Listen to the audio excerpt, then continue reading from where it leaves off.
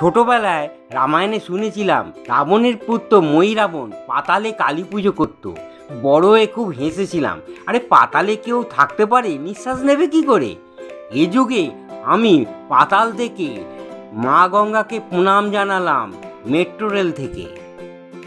আমি গেছিলাম Howrah metro station থেকে এসপ্ল্যানেড মেট্রো স্টেশনে।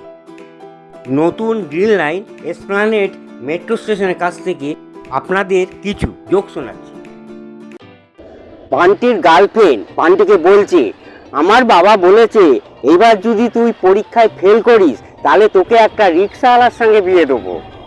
এবার বান্টি বলছে, তাহলে ভালোই হয়েছে, আমার বাবাও বলেছে তুই যদি এবার পরীক্ষায় ফেল করিস তোকে একটা রিক্সা কিনে দেবো।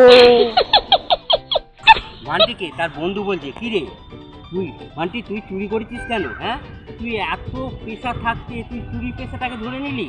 তখন বান্টি বলছে, করবো না, আমার বাবা কি বলেছে জানিস, এমন একটা কাজ করবি যাতে সবাই তোকে চিনতে পারে।